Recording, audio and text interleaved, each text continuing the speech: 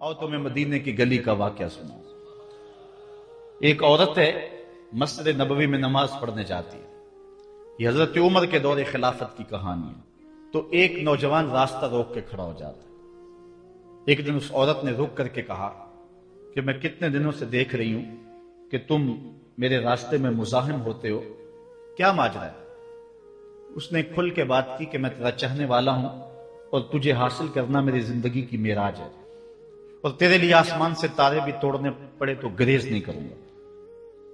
اس نے کہا اچھا، میری ایک شرط ہے۔ اس نے کہا بتاؤ، جلدی بتاؤ، لب کھولو، میں ابھی پوری کر دوں گا۔ کہا نہیں، چھوٹی سی بات ہے، 40 دن تک حضرت عمر کے پیچھے نمازیں پڑھ لو، اس کے بعد 40ویں دن کی آخری نماز کے بعد اسی وقت میں تمہارا انتظار کروں گی، پھر جدھر کہو گے چل پڑیں گے۔ کہا ٹھیک، یہ کون سی مشکل بات ہوئی 40 دن نمازیں پڑھنے سے؟ اگر تو مل جائے تو میرے لیے کون سا یہ مشکل معاملہ ہے۔ 40 دن حضرت عمر کے پیچھے نمازیں چلتی رہی، دل کی دنیا تبدیل ہوتی رہی۔ 40ویں دن کی آخری نماز کے بعد جب وہ نوجوان واپس پلٹنے لگا تو وہ لڑکی حسب وعدہ وہاں کھڑی تھی، لیکن اس نے دیکھا نہیں، یہ نظر جھکا کے گزر رہا ہے۔ اس نے کہا جانے والے توجہ کر، میں تیرے لیے کھڑی ہوں۔ کہا خیر سے کھڑی رہو۔ عمر نے دل کا تعلق رب سے جوڑ دیا۔ اگر میرے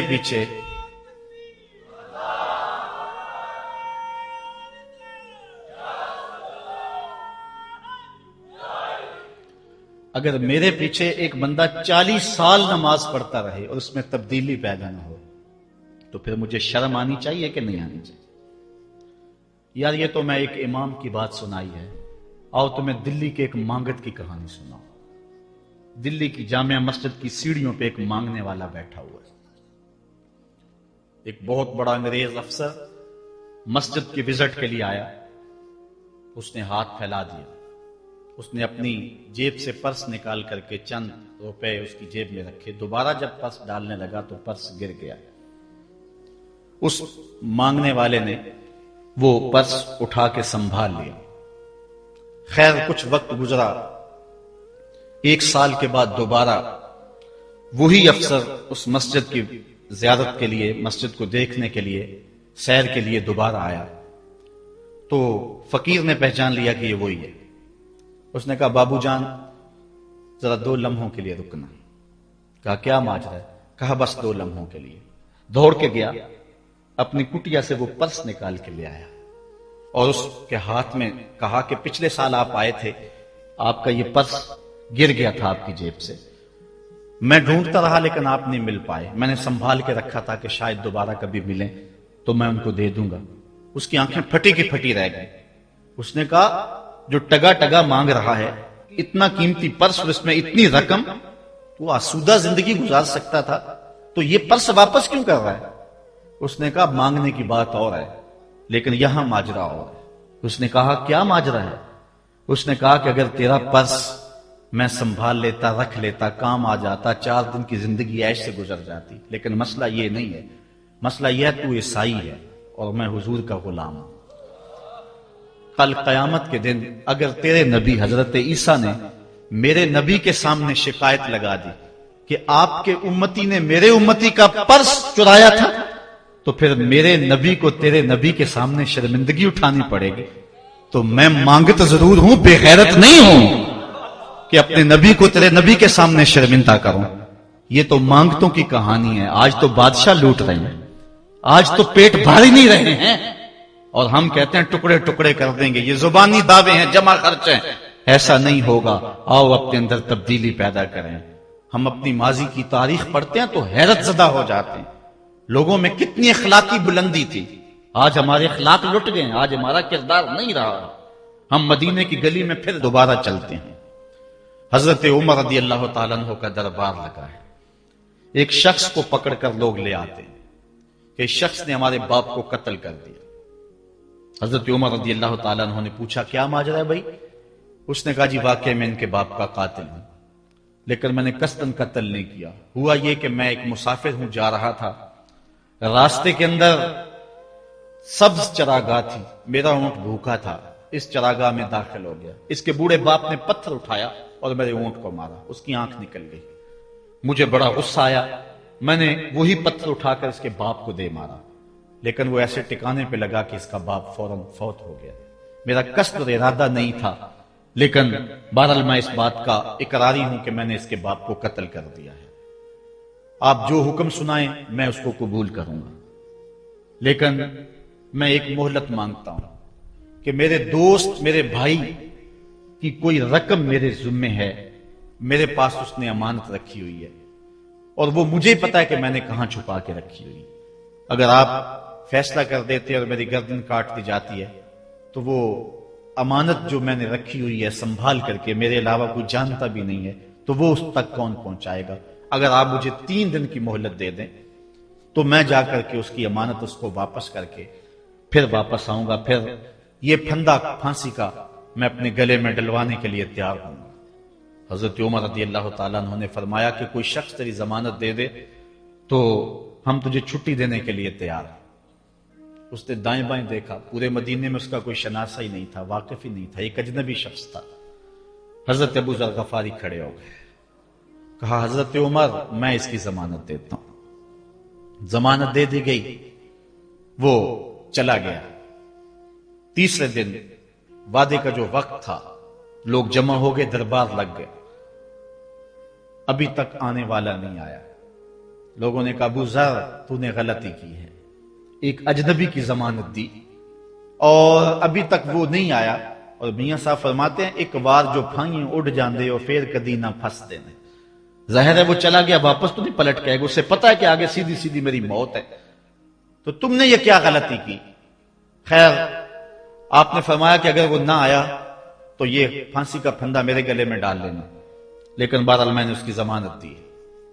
کچھ عرصہ بیتا کہ دور سے گرد و غبار اڑتا ہوا دکھائی دیا۔ جب صورت واضح ہوئی تو وہی شخص تھا۔ حضرت عمر فاروق رضی اللہ تعالیٰ عنہ کے دربار میں کھڑا ہو کہنے لگا حضرت کسی وجہ سے تاخیر سے پہنچا ہوں، معذرت چاہتا ہوں، اب جو حکم ہے پورا کیجیے۔ حضرت عمر رضی اللہ تعالیٰ عنہ اس کے پھانسی کے احکامات جاری کر چکے تھے۔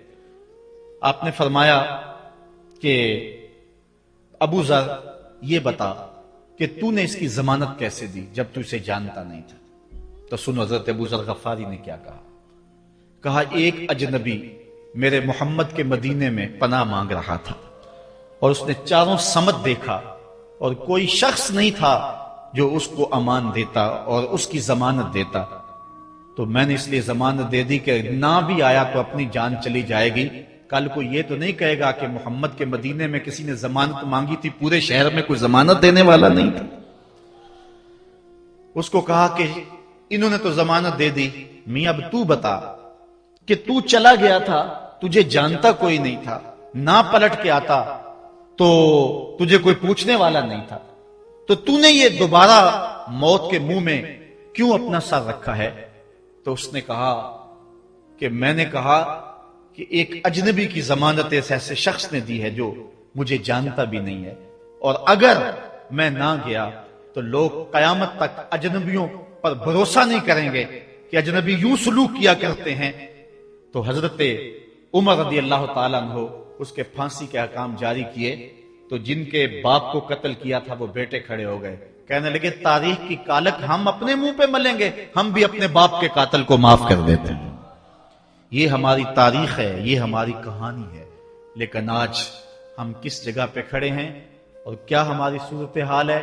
نہ ہمارا کردار رہا اور نہ ہمارا کوئی تشخص رہا۔ آج ہم نے اپنا تشخص بھی مٹا کے رکھ دیا، اپنے طرز زندگی بھی بدل دی، نہ ہماری باطن کی وہ روشنی رہی، نہ ظاہری وہ صورت رہی کہ ہم پہچانے جائیں کہ حضور کے غلام ہیں، بلکہ آج بھانت بھانت کی بولیاں بول رہے ہیں۔ اقبال نے کیا کہا تھا؟ اپنی ملت پر قیاس اقوام مغرب سے نہ کر، خاص ہے ترکیب میں تجھے قوم رسول ہاشمی۔ بلکہ آج فیشن کے طور پہ یہ کہا جاتا ہے جی آج کل دین پہ چلنا بڑا مشکل ہے، یہ آپ بھی سنتے ہوں گے، لوگ کہتے ہیں جی آج کل دین پہ چلنا بڑا مشکل ہے۔ یہ کون کہہ رہا ہے؟